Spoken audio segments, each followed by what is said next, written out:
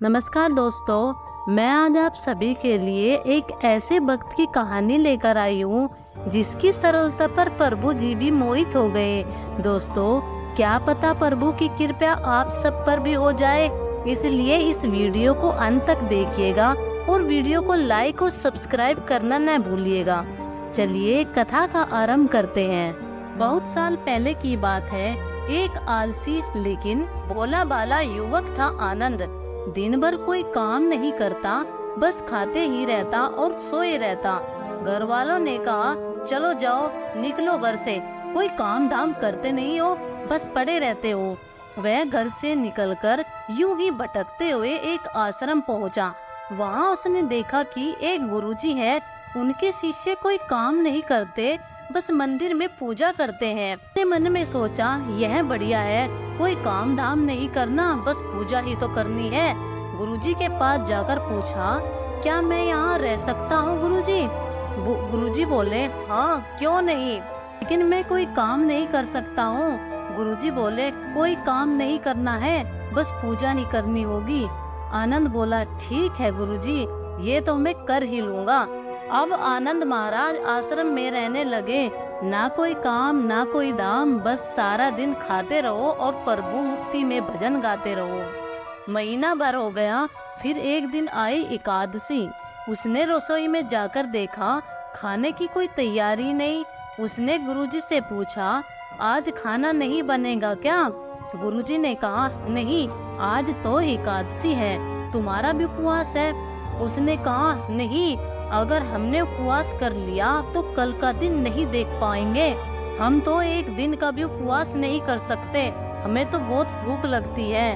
आपने पहले क्यों नहीं बताया? गुरुजी ने कहा, ठीक है, तुम ना करो उपवास, पर खाना भी तुम्हारे लिए कोई और नहीं बनाएगा, तुम खुद बना लो। मरता क्या न करता, गया रसोई में। गुरुजी फिर आए, देखो, अगर तुम खाना बना लो तो राम जी को भोग जरूर लगा लेना और नदी के उस पार जाकर खाना बनाना। ठीक है गुरुजी। लकड़ी, आटा, तेल, घी, सब्जी लेकर आनंद महाराज जी चले गए। जैसे तैसे खाना भी बनाया। खाने लगा तो याद आया, गुरुजी ने कहा था राम जी को भोग लगाना है। लगा भजन गाने, आओ मेरे राम जी भोग लगाओ जी, प्रभु राम जी आइए, श्री राम जी आइए, मेरे भोजन का भोग लगाइए। कोई न आया तो बेचैन हो गया, यहाँ तो भूख लग रही है और राम जी आ नहीं रहे हैं। भोला मानस जानता नहीं था कि प्रभु सामने तो जरूर नहीं आएंगे।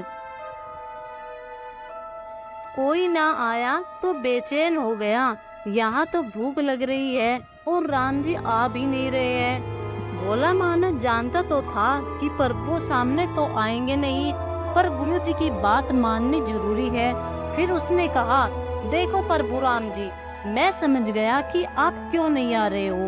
मैंने रूखा सूखा बनाया है, आपको तो तर माल खाने की आदत है, इसलिए नहीं आ रहे हो। तो सुनो प्रभु जी, आज वहाँ पर एकादशी है, वहाँ पर खाना नहीं बनेगा, इसलिए खाना हो तो यही भोग ही खा लो। श्री राम अपने भक्त की सरलता पर बड़े मुस्कुराए और माता सीता के साथ प्रकट हो गए। भक्त हैरान हो गया, गुरुजी ने तो कहा था कि राम जी आएंगे, यहाँ तो माता सीता भी आ गई और मैंने तो बस 2 ही लोगों का खाना बनाया। चलो कोई बात नहीं, आज इन्हें ही खिला देते हैं। बोला, प्रभु मैं भूखा ही रह गया, लेकिन मुझे आप दोनों को देखकर बड़ा अच्छा लग रहा है, लेकिन अगली एकादशी पर ऐसा ना करना, पहले बता देना कि कितने जन आ रहे हैं। राम जी उसकी बात पर बड़े मुदित हुए, प्रसाद ग्रहण करके चले गए। अगली एकादशी तक यह भोला मानस सब भूल गया। उसे लगा कि प्रभु ऐसे ही आते होंगे। फिर एकादशी आई। गुरुजी से बोला, मैं चला अपना खाना बनाने, पर गुरुजी आज थोड़ा ज्यादा अनाज लगेगा, वहाँ 2 लोग आते हैं। गुरुजी मुस्कुराए, भूख के मारे बावला है, ठीक है ले जा अनाज। अब की बार उसने 3 लोगों का खाना बनाया। फिर गुहार लगाई, प्रभु राम आइए, सीताराम आइए, मेरे भोजन का भोग लगाइए। प्रभु की महिमा भी निराली है, भक्त के साथ मजाक करने में उन्हें बड़ा ही मजा आता है। इस बार वे अपने भाई लक्ष्मण, भरत, शत्रुघ्न को लेकर आ गए।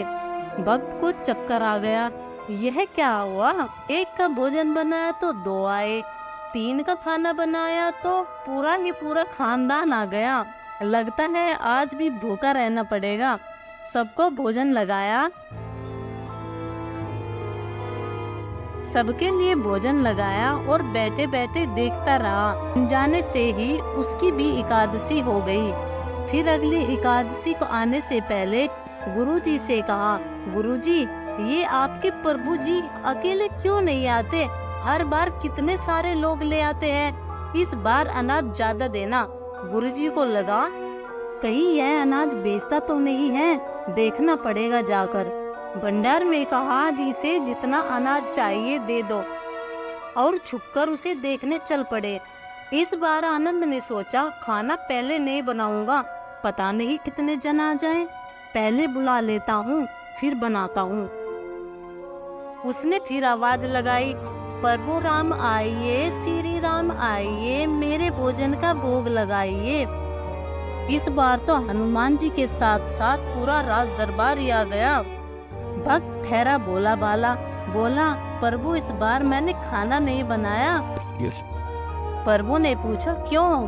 बोला, मुझे मिलेगा तो नहीं, फिर क्या फायदा बनाने का?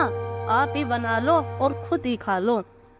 राम जी मुस्कुराए। सीता माता भी गदगद हो गई उसके मासूम जवाब से। प्रभु बोले, भक्त की इच्छा है, पूरी तो करनी ही पड़ेगी, चलो लग जाओ काम पे। लक्ष्मण जी ने लकड़ी उठाई, माता सीता आटा बनाने लगी। भक्त एक तरफ बैठकर देखता रहा। माता सीता रसोई बना रही थी। इधर गुरुजी ने देखा, खाना तो बना नहीं, भक्त एक कोने में बैठा है। पूछा, बेटा क्या बात है, खाना क्यों नहीं बनाया? बोला, अच्छा किया गुरुजी आप आ गए, देखिए कितने लोग आते हैं प्रभु के साथ। गुरुजी बोले, मुझे तो कुछ दिखाई नहीं दे रहा तुम्हारे और अनाज के सिवा। भक्त ने माथा पकड़ लिया। एक तो इतनी मेहनत करवाते हैं प्रभु, भूखा भी रखते हैं, और ऊपर से गुरुजी को दिख भी नहीं रहे। यह तो बड़ी ही मुसीबत है। प्रभु से कहा, आप गुरुजी को क्यों नहीं दिखाई दे रहे हो? प्रभु बोले, मैं उन्हें नहीं दिख सकता। भक्त बोला, क्यों?